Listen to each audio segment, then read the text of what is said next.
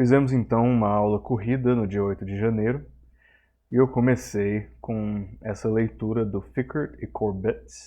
É um livro excelente que chama Quando Ajudar Atrapalha ou Quando Ajudar Machuca. Sugeri que eles lessem o capítulo número 2 e também a introdução, a conclusão e as páginas gratuitas que estão ali no Google Books do livro do Jacobsen, O Espaço Entre, The Space Between. Também recomendei um vídeo que explica de maneira bem didática como que as bases da economia funcionam, e outro vídeo a respeito de recessões econômicas e medos, e como que uma coisa está entrelaçada com a outra.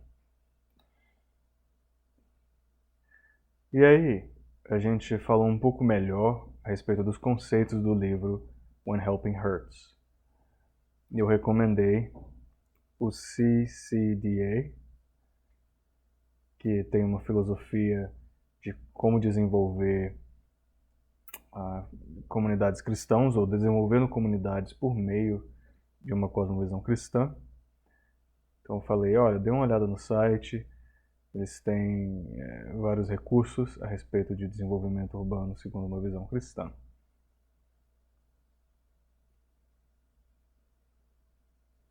Então deixei que os alunos dessem uma olhada nesse conteúdo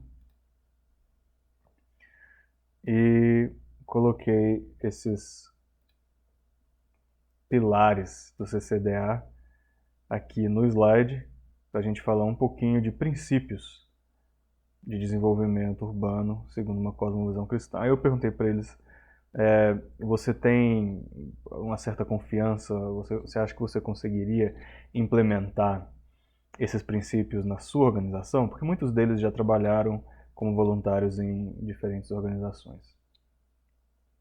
E os princípios foram reconciliação. Então, se você quer desenvolver a comunidade ao redor de você, você precisa do conceito de reconciliação.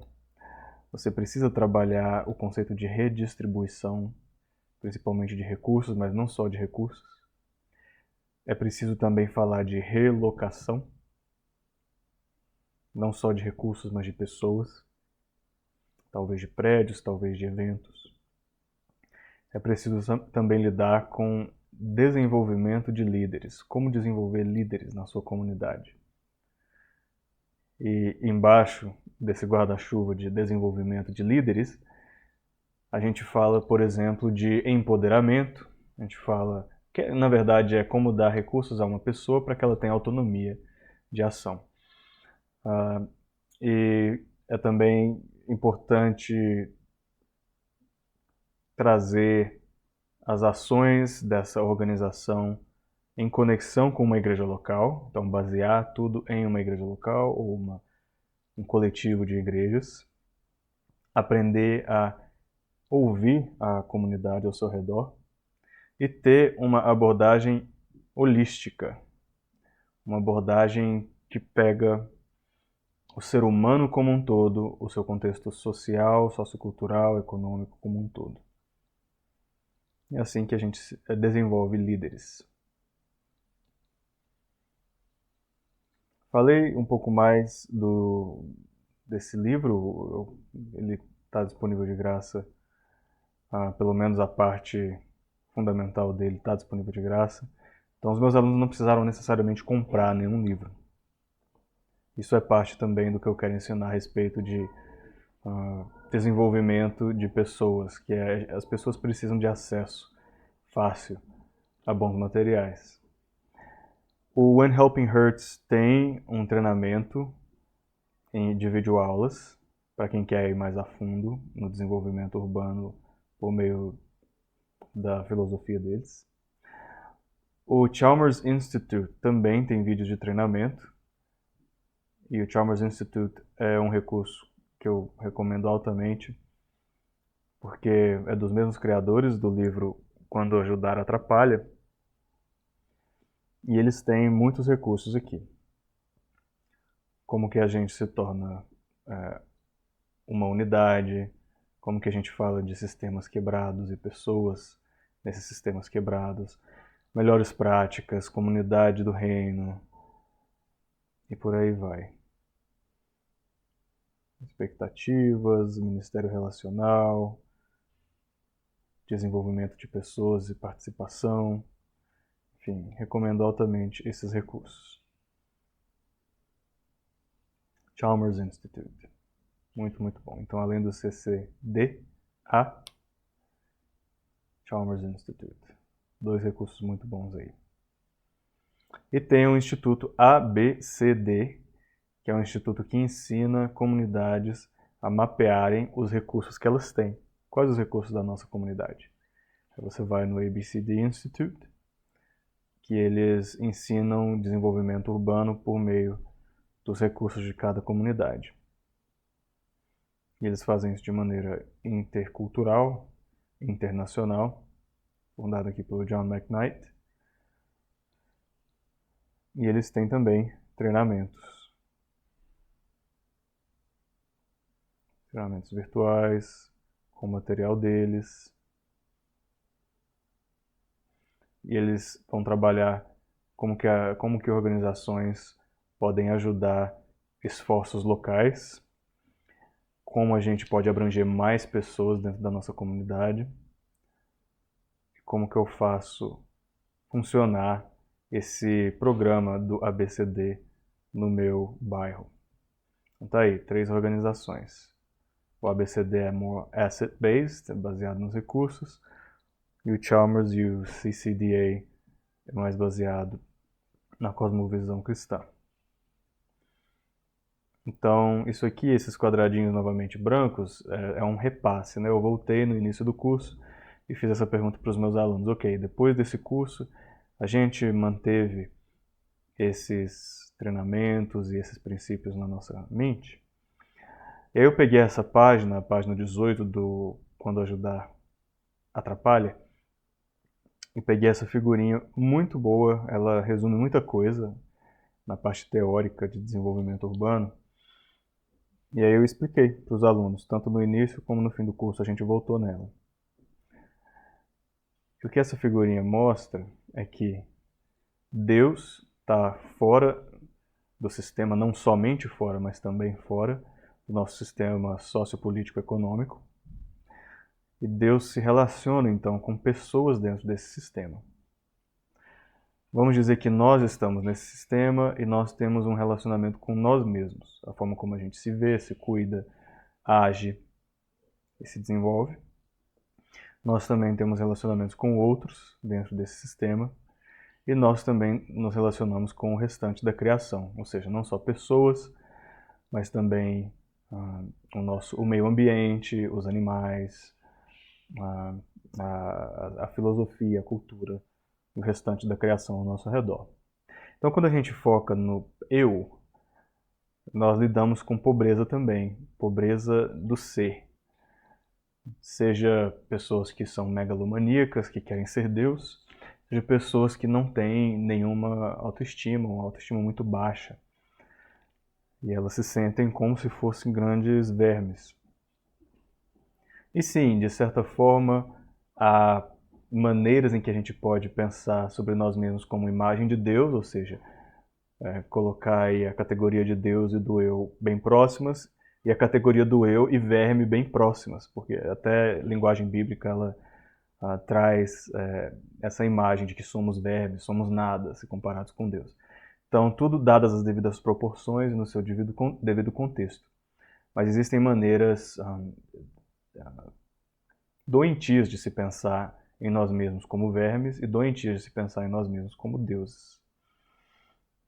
E como nos relacionar com outros? A gente vê então pobreza de comunidade, uma comunidade que só pensa em si mesma, não está nem aí para aqueles ao redor delas.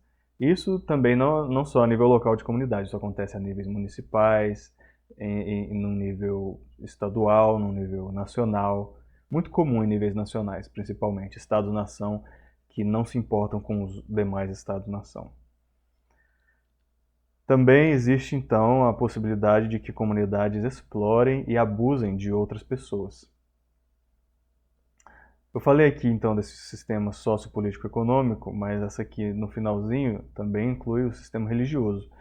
Toda comunidade tem um amálgama ou uma visão religiosa predominante. Então pode ser uma pluralidade, pode ser um secularismo, pode ser uma religião oficial, pode ser uma religião culturalmente mais comum, mas o sistema religioso está intrinsecamente ligado ao sistema sociopolítico-econômico.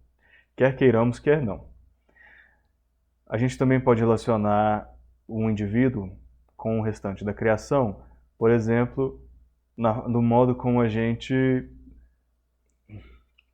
Stewardship, qual é uma boa tradução para stewardship, né? No modo como a gente faz bom uso dos recursos da nossa comunidade. Às vezes nós não temos nenhum senso de propósito, então a gente não está nem preocupado com como o nosso ambiente deve ser cuidado ou usado.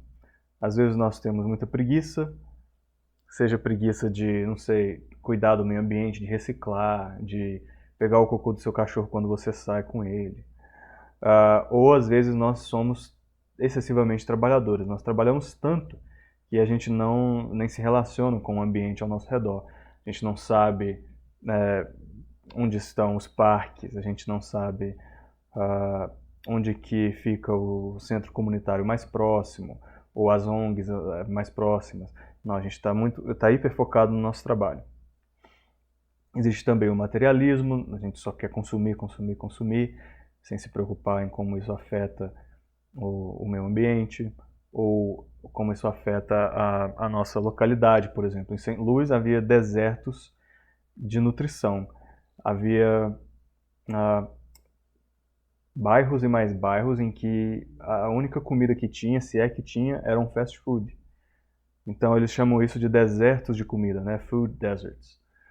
E o materialismo, ele está relacionado a isso porque se donos de empresas e restaurantes e tudo mais estão meramente buscando o lucro e não também servir determinadas comunidades de maneira igualitária, eles vão embora de determinadas comunidades e deixar comunidades desprovidas de boa comida. Então, se parte do objetivo de um restaurante não é ajudar comunidades a serem bem nutridas, então eles nunca vão nem pensar onde que eu devo colocar o meu restaurante. Eles simplesmente vão buscar o lugar de maior consumo, o lugar de maior lucro. E aí esse conceito de que o solo está amaldiçoado por nossa causa é um conceito bíblico, né? Israel, quando não cuidava bem dos seus estrangeiros e quando não obedecia à lei de Deus, fazia com que toda aquela terra, né, a antiga terra dos cananeus, a terra de Canaã, a terra prometida, sofresse. Então, existe sim uma relação direta entre a fidelidade das pessoas que habitam um determinado local a Yahvé e o bem-estar daquele meio ambiente, o bem-estar daquele solo, daquela terra. Isso segundo, né, a cosmovisão cristã. Nem todos acreditam nisso. Continuei então, falei um pouco mais do Chalmers. E o Chalmers tem um vídeo que fala quais são gatilhos para mudança em uma comunidade. A nossa comunidade parece que não muda, ela está sempre na mesma. A gente tenta e não consegue melhoras. Um gatilho básico para uma comunidade acordar e mudar é uma crise recente, seja uma crise como a do Covid, ou, não sei, em comunidades costeiras, um tsunami, ou algum tipo de crise econômica. Uma crise recente, ela obriga comunidades a se movimentarem. Um outro gatilho é se existe um peso demasiadamente grande e esse peso faz com que pessoas vagarosamente ou imediatamente passem a querer fazer mudanças naquela comunidade. Então, pesos que vão chegando, pressões que vão se acometendo sobre aquela comunidade fazem com que essa comunidade mude. E um terceiro é a introdução de uma nova forma de ver o mundo, uma nova forma de ver essa comunidade que pode gerar florescimento. E é nesse número 3 que o projeto de desenvolvimento urbano dessa aula foca. Nós estamos aqui tentando trazer a nossas comunidades um gatilho número 3, que é ajudar as pessoas a verem a vida de uma forma diferente, a verem a nossa comunidade, uns aos outros, a si mesmo, o nosso Deus, o sistema sociopolítico, econômico, religioso e a criação de maneira diferente, segundo a cosmovisão cristã. Eu recomendei, dados os asteriscos aí, né? Não recomendo tudo, mas parcialmente recomendada essa série que chama A Empregada. Estava no Netflix na época.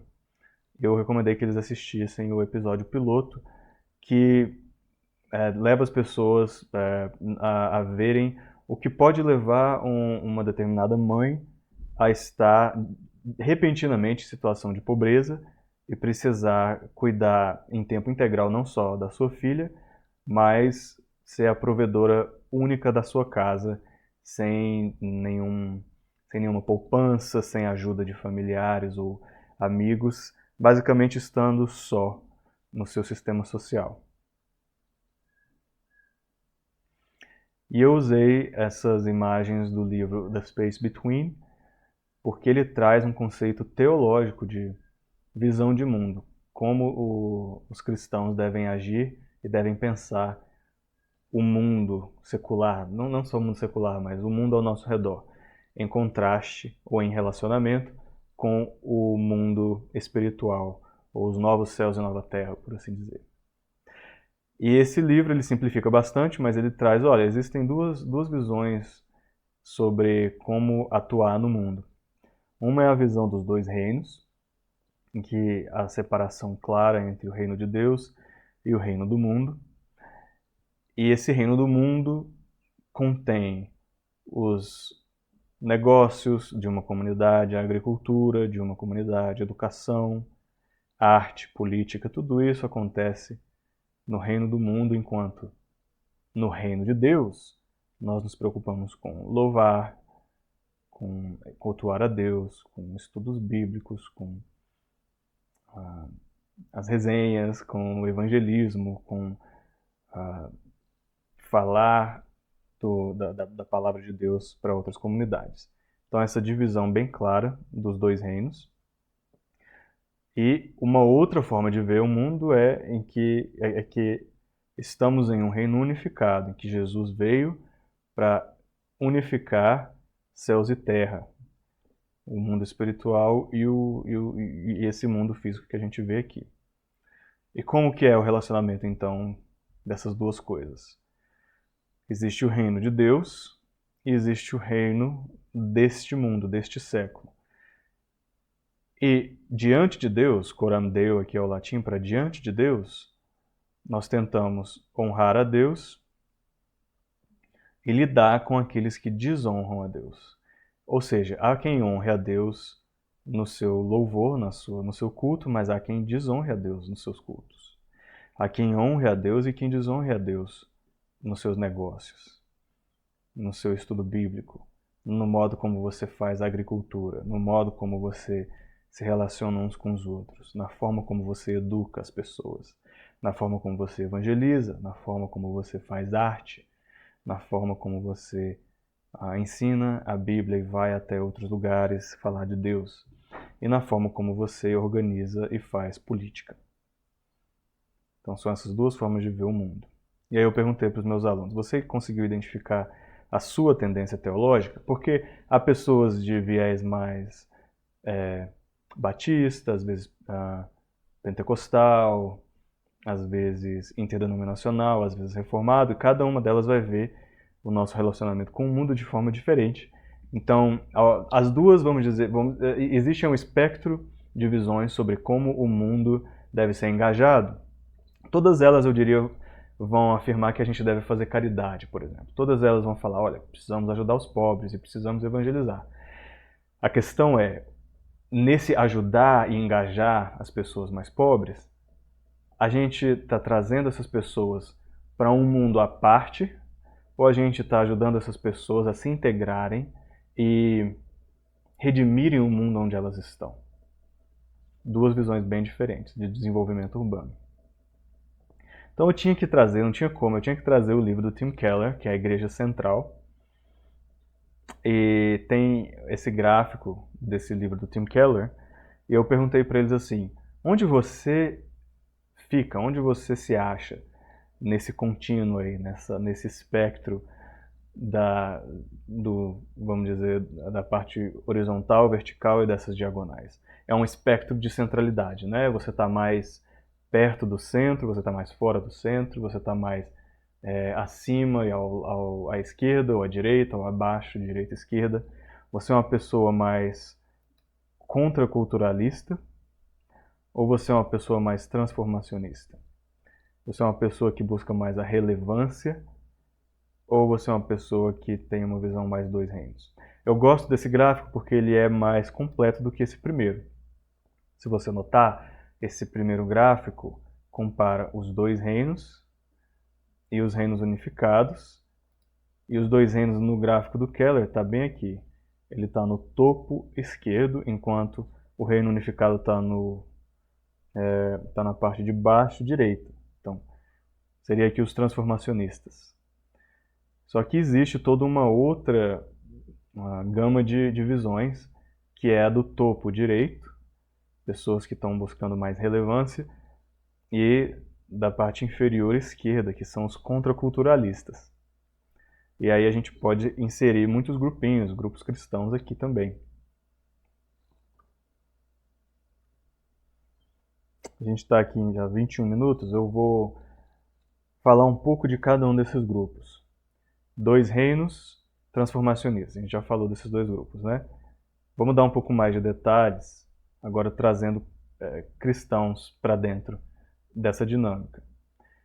Na visão dos dois reinos, existem pessoas que são de visão reformada em grande parte, só que elas também vivem os dois reinos. Então, os dois reinos dentro da visão reformada, a visão teológica reformada. Mas tem também a visão luterana dos dois reinos, então as duas não são exatamente a mesma coisa. A visão luterana está mais próxima a esse centro aqui, que é o centro que o Tim Keller acha mais saudável para o florescimento. E aí, mais fora aqui desse centro, existem os neocalvinistas, e é interessante porque eu estava dando aula em uma universidade neocalvinista, que é a Redeemer. Então, os neocalvinistas estariam um pouquinho fora, um pouquinho afastados desse centro ideal. E o Tim Keller reconhece eles e fala, olha, os caiperianos estão aqui, os da direita religiosa, os conservadores da direita religiosa, seja do Partido Republicano, seja da bancada evangélica no Brasil, eles estariam mais longe do centro. E aqueles que se dizem reconstrucionistas, dominionistas, teonomistas, mais longe ainda desse centro, mas todos estão no quadrante transformacionista. O centro, a parte mais do florescer, aqui que o Tim Keller advoga, é que sim, os cristãos devem ter uma visão distinta. A visão de mundo, a cosmovisão cristã, deve ser sim, não plenamente, mas significativamente distinta da visão do mundo. Porque nós temos uma visão diferente sobre aonde queremos chegar, sobre de onde viemos, sobre quem nós adoramos, como organizar a nossa vida moral. Então sim, nós temos uma visão distinta, mas nós queremos transformar a cultura. Então esse é o quadrante transformacionista. Enquanto o dos dois reinos, que é ser excelente de maneira humilde, dizendo, olha, nós somos só passageiros aqui nesse mundo, então nós fazemos o que fazemos dentro dos nossos círculos com excelência, de modo a mostrar ao mundo uma vida diferente, de modo a atrair a atenção do mundo e dizer, olha, tem uma forma diferente de viver. Então por isso que ele fala, né, uma excelência humilde. Agora então, nessa diagonal diferente aqui, o Keller fala de relevância e dos contraculturalistas. Os contraculturalistas não querem ser relevantes na cultura. Eles não estão aí muito preocupados em qual é a relevância deles na cultura. São pessoas como os Amish, como os anabatistas, como os monasticistas recentes, né, modernos. A opção beneditina, né, acho que os beneditinos se encaixariam aqui, entre outros monásticos. E os neo-anabatistas, todos eles estariam nessa veia mais contraculturalista. E eles veem a igreja como uma contracultura. A igreja é contracultura. E é por isso que eles se assemelham aos dois reinos. Então eles estão aqui no lado, os dois quadrantes são os quadrantes do lado esquerdo. É o quadrante que é mais passivo na sua influência cultural. Eles não estão interessados em mudar a cultura, em transformar a cultura, em influenciar a cultura. Já os dois quadrantes da direita, sim, eles são bem ativos em influenciar a cultura. Eles querem transformar a cultura. Os transformacionistas, por meio de uma cosmovisão mais caiperiana, né, o calvinista, e os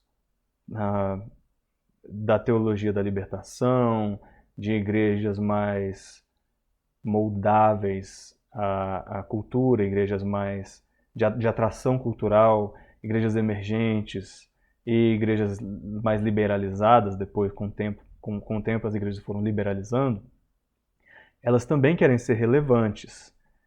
Elas buscam a relevância cultural, então elas querem ser ativas e influenciar a cultura, só que elas são mais moldáveis pela cultura, elas são mais abertas a se mesclar com a cultura. E o importante é elas encontrarem algum bem comum, encontrarem alguma coisa em comum com a cultura. Então esse é o centro. No centro, então, se reúnem todas essas visões. Na parte superior, o foco é na graça comum, e na parte inferior, o foco é nos pequenos pontos de graça comum. Então a graça comum é ampla na parte superior e a graça comum limitada na parte inferior. Então os transformacionistas vão acreditar na graça comum, só que ela é limitada. Enquanto as igrejas liberais e de teologia da libertação e tudo mais, elas vão ver a graça comum de maneira muito mais presente, de forma muito mais abrangente. É um gráfico muito bom.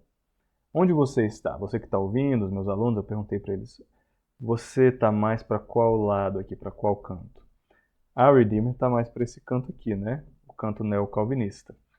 Então foi isso que eu disse a eles.